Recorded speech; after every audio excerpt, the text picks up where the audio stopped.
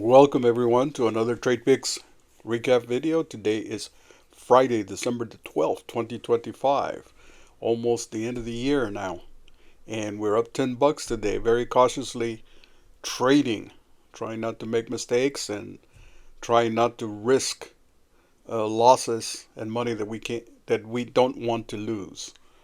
And on that note, if you are planning on trading the stock market, please be sure to find financial professional help through friends, through bona fide folks, people who are licensed, not YouTube. Okay? What goes on in YouTube is for entertainment. You and I can't trade that way. We can't make those thousands of bucks. And if you are going to trade, this is what I follow every morning. I remind myself that this is a long term uh, money solution. Having a strategy is important. And if I get FOMO, I stick to the technicals. I evaluate the tickers moving up and I draw out support and resistance. And then I wait for the trade to come to me, not the other way around. Absolutely. And that's what we did today. Today we were more cautious than a couple of days later. And you see here we're only on the up and up, all green, up $1, then up $8, and then finally wound up $10 green on the day, which is not bad. But our month P&L is now down to 208. We keep making strides. Our efficiency was 2 trades, 100%, each with an average of over $5, and we stayed green for the week. That's important. TraderView reports on trades like this way, so it only shows you 2 trades. But in reality, there was more executions. You can see there the executions on the right. And let's take a look at that. So we started out with 5 shares at very early before the open, just to test the waters. Then we went in with 240 and we lost 4 cents there. And then we went back in. We were taken out, but we went back in and we made 8 cents. And then on the last trade, we also went in and only made a penny, hardly anything. And all of this took us 2 grand, 2 grand of settled funds in order to earn these 10 bucks. So it was a tough going here with beat, but we beat again for a second time. We still haven't got up to the 114, but we're close. I think we're about $81. So we're about $30 down. And I was going to cut this part out, but then I decided to leave it in to be totally transparent. This is my morning review today. And I went in and I looked at the SPY. I wanted to get a feel for the market. And I didn't see anything different than what I saw before. I still think that it's going to slide down. And remember, this is at a little after 5:30 in the morning. I looked at NVIDIA, and likewise, I thought that NVIDIA was going to slide. And I'm sorry to say that it turns out that I was correct. Tech stocks slid after the open. Looking at the Qs, I had no position there on the Qs, but it's been up and down, trading a range between 620 and 624, and I would imagine that that's going to continue, and it might drop. I don't want to think about it, but that might be the case. Yeah, so Nvidia is down to 175. And right now it's 12:37 p.m. on the Pacific Coast, and the SPY is at 680, so it dropped 8 points. XRP, I don't look at Bitcoin. I think Bitcoin will remain steady. I don't think it'll go below 80, and it'll climb back up again. These are long-term holds for crypto. And if you like our videos, like the content, please like and subscribe. We can really use the likes. Oklo, nuclear stock, small nuclear. I think it is nuclear. I gotta check that. But it's an energy stock and it's a very early startup. I think this will eventually go up to 400, but right now it's too volatile. I don't think people have realized the impact that this stock can have. So it's gonna go up and down, and it doesn't have enough marketing for it to move up. Meanwhile, the VIX, we can see here two to devil ears, and we had sort of drawn out because you can see there what I had drawn out. That's exactly what I had thought was going to happen. So I'm erasing these lines here and trying to draw up new ones. And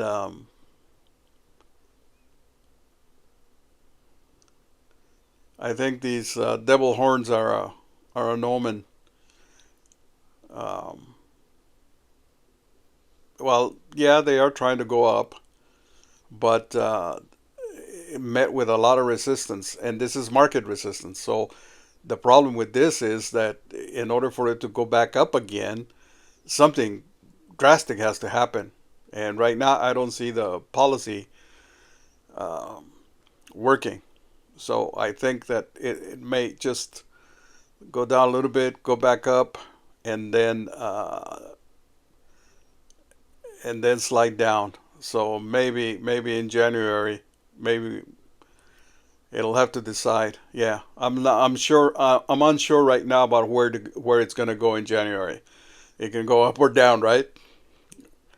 So I usually don't show this, but I decided to keep it in. I just sped up the video 400%.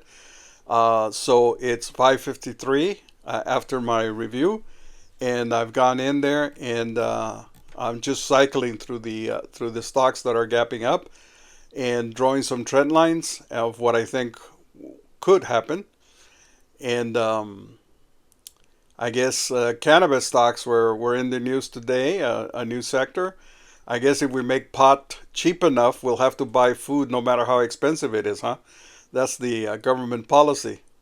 If we all get the munchies after using pot, then we'll have to buy food, hamburgers at $25.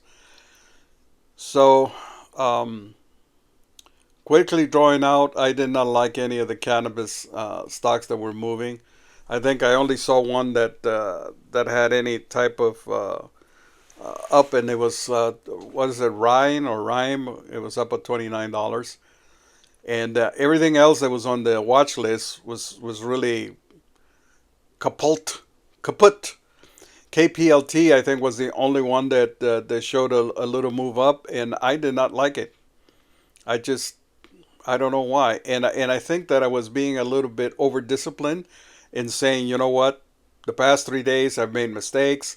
I've gone in and I've traded early and I've lost, and then I've had to make it back. And today being Friday, I didn't think that I could make it back. That I think that if I got 10, 20, or $40 in the hole right off the bat, I wasn't going to be able to get out of it. So I decided not to trade. I was actually just going to sit here at for the first 5 minutes, and I thought, wow, I may just be making a video about nothing, about no trades.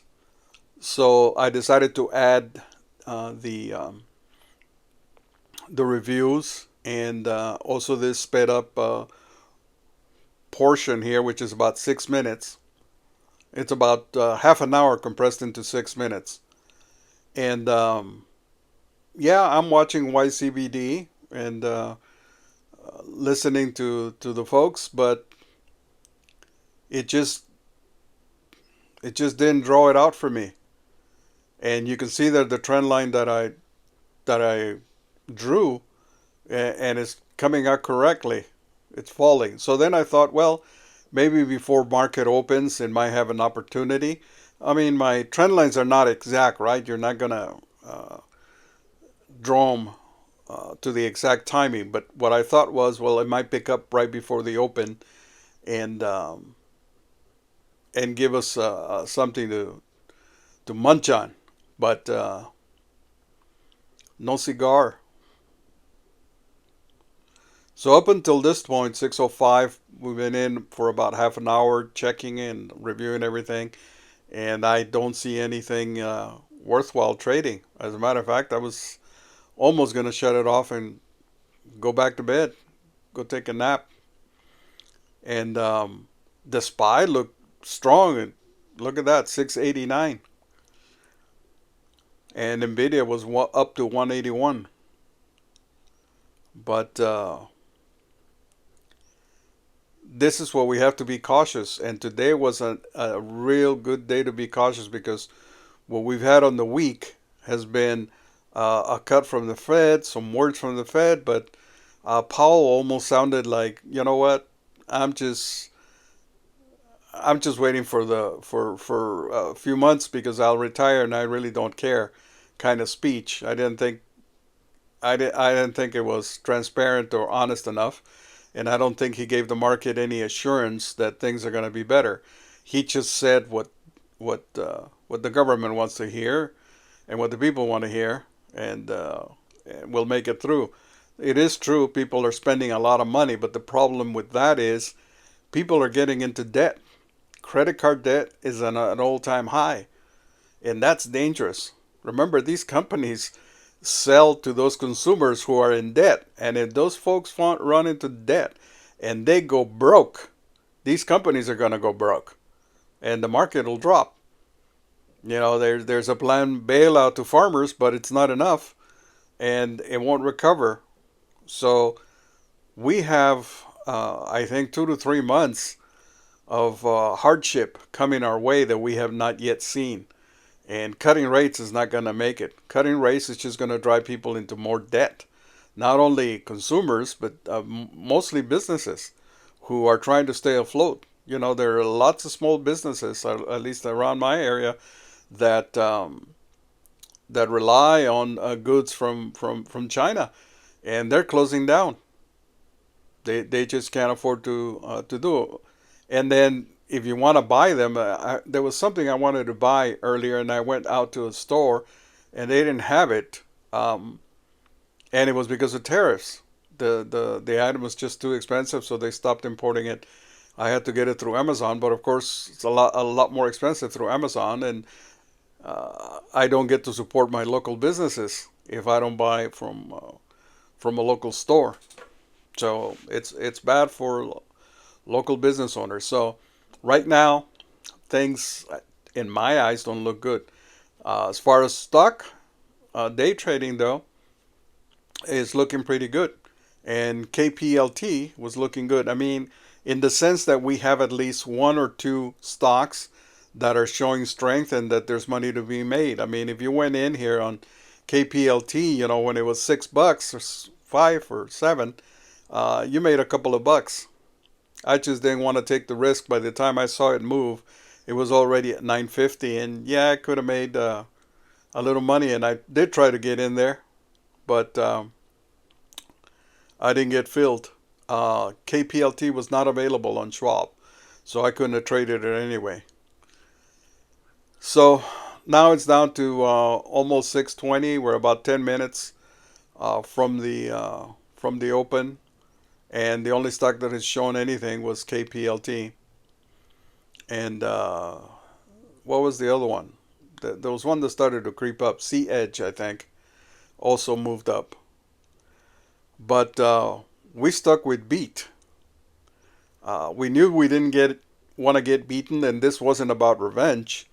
And as you can see there, the way I drew my trend lines was consolidation and to the downside at the open.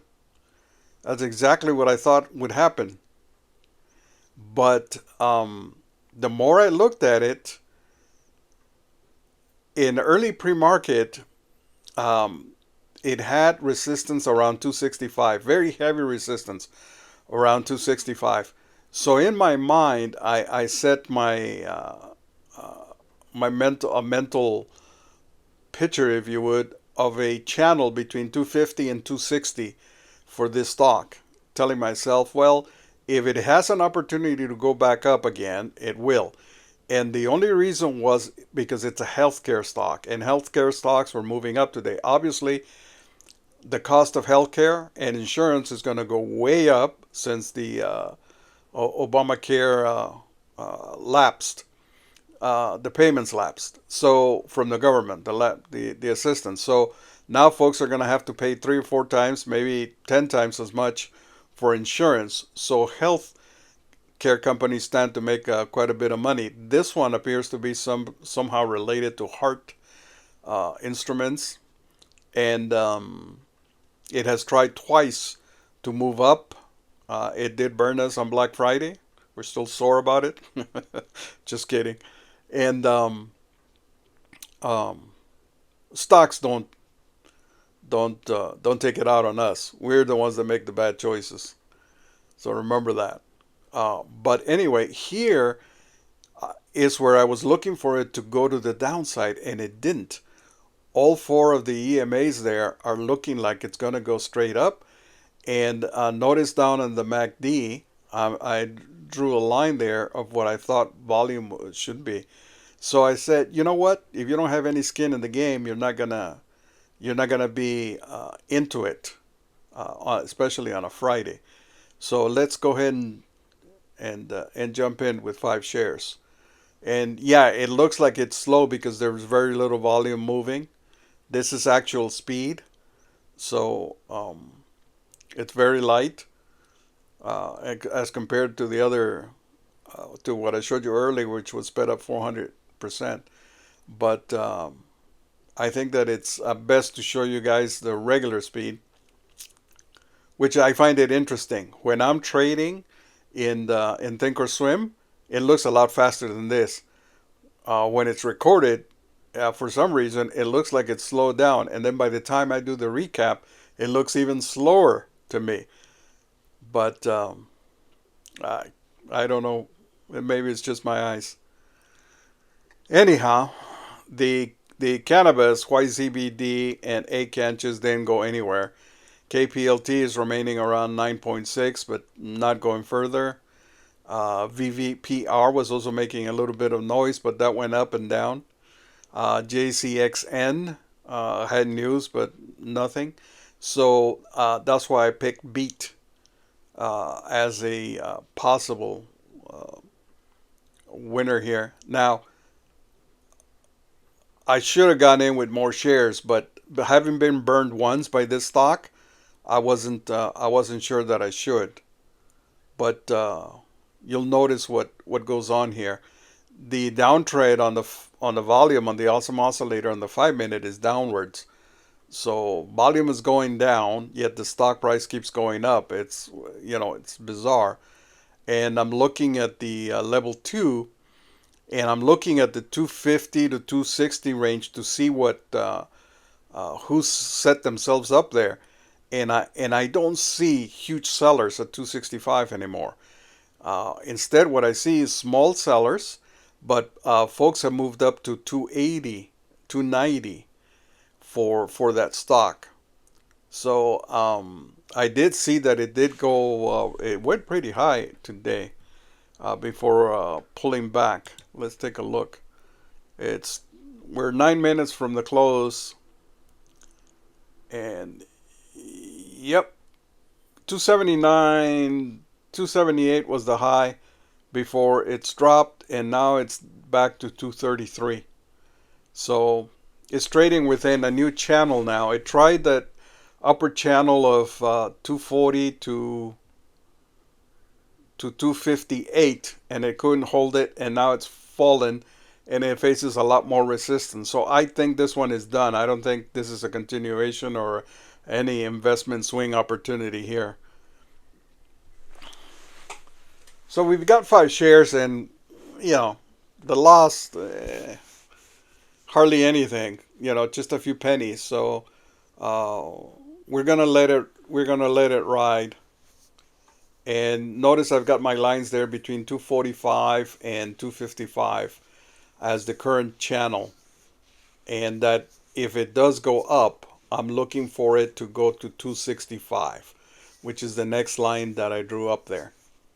And that's the importance of trend line and resistance. And it's pretty easy to do. If you look at my other videos, you'll notice I just go into the daily. I look for the candle bar clumps, draw lines there, and typically 90% of the time they're right on. You'll see the stock price go right to that line and drop back down, or the ones that I draw that are magenta color, it'll go right up above it, or the cyan lines that I draw, sometimes the stock will move if it's strong enough. I've had a few cases where that wasn't the case, but here, notice I don't have any magenta lines, I don't have any red lines. They're all typically the same light bluish color, which means This has an open spot. If it can make it past the 265, it can go higher. And even though I had drawn that trend line to the downside. So we're only a few minutes here from the open, a couple of minutes. And as we look at the watch list, nothing else is moving.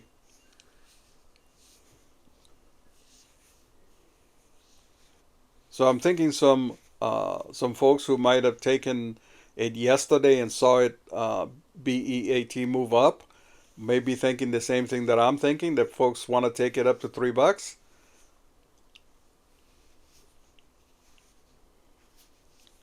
And here it finally starts to show signs of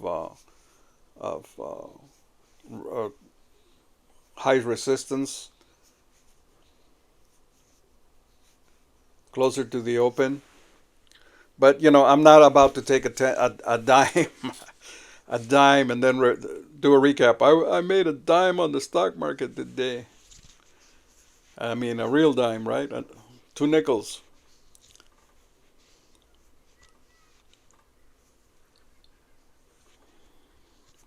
And so I thought I had the right, that my trend line was correct. Look at that. It comes back down right there. And that's why I only went in with 5 shares. Now, I did not know what it was going to do at the open. It was a real question mark for me. So here, where I was watching it, I didn't think that I was going to take trades on any of the other stocks that were up. If it was going to be anything, it was going to be this one. But I had to decide whether I would do it right at the open or wait the typical 15 minutes. And depending on what it does at the open, I would have to decide. So I do set up my template for 10 cents up, 5 cents down, and 240 shares. And right off the bat, it starts to go green. Look at that.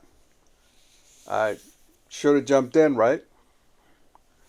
But Beat does what Beat always does, and that is move straight up and then drop on the same bar.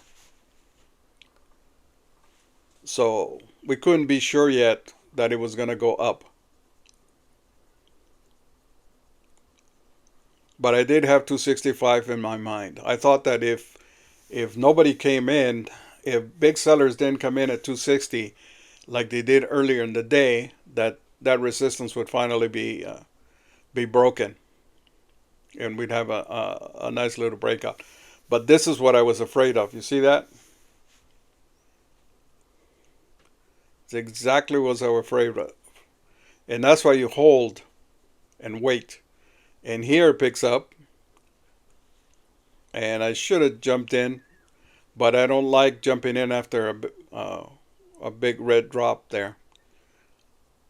I finally go in after it surpassed, make a new high over the prior bar. And it doesn't look like it has the attention of volume or the strength. And of course, we get sold out at 5 cents and we lose a little bit of money. We still have the 5 shares, but I still think that it was going to go up higher. So we went and jumped back in, and I went with buy market simply because I wanted to get filled. I don't want it to be hanging around waiting. And here was the huge move. Had I gone in with 500, 700 shares here, the win would have been triple. And but we made back the $8 that we had lost, and are making a little bit more. And I do adjust the sell, but at this point, I don't know if it's going to hit 275.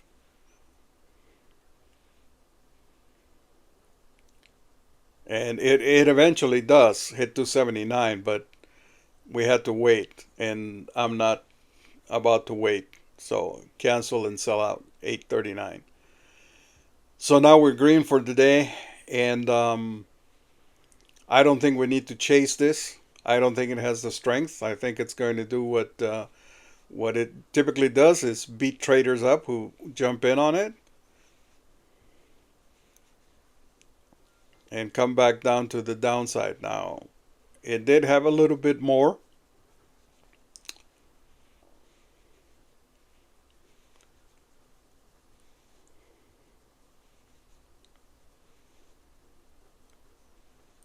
So we're going to continue to watch it.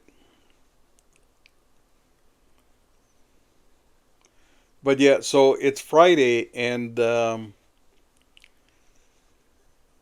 when things are weak, there's no point in coming up to the market and trying to force a trade to give you a profit that's not going to be there. So it's one of the hardest things I've had to learn is not to trade. It's very easy to learn how to maneuver the software. Very easy to listen to folks and say, "Oh, here are the indicators.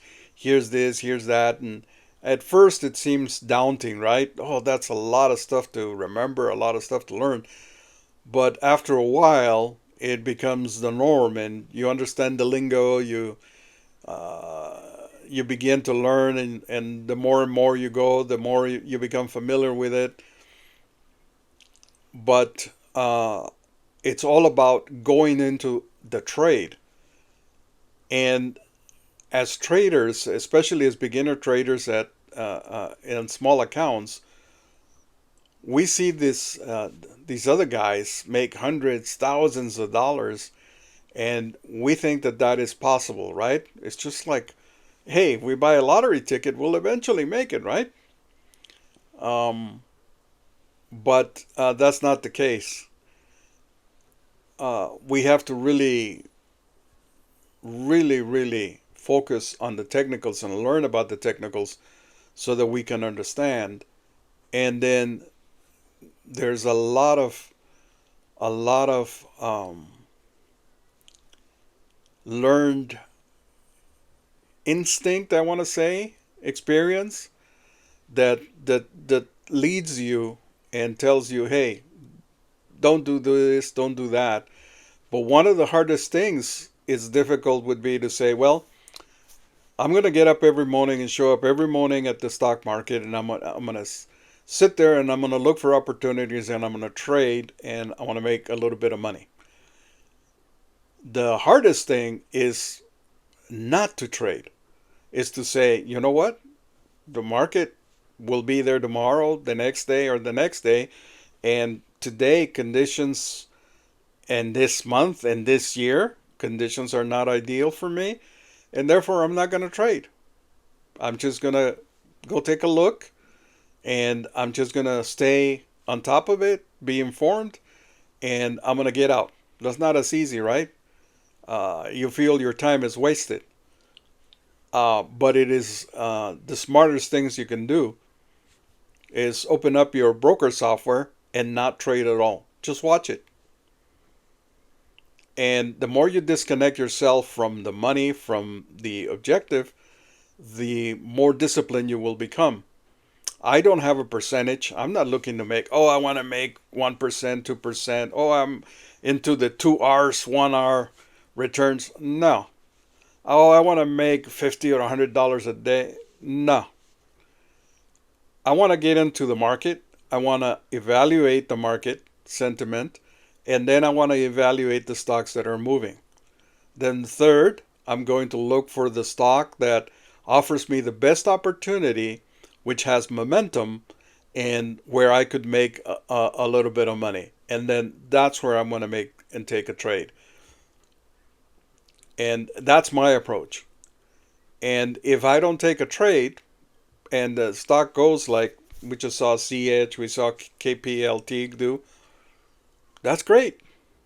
It maybe it made money for somebody else, but we also have the issues where the stock falls, and you can say I have a little bit of experience of that after the December 1st fiasco where I lost $330, Black Friday where I lost 114, and Turkey Week where I lost $80 on 2 days each.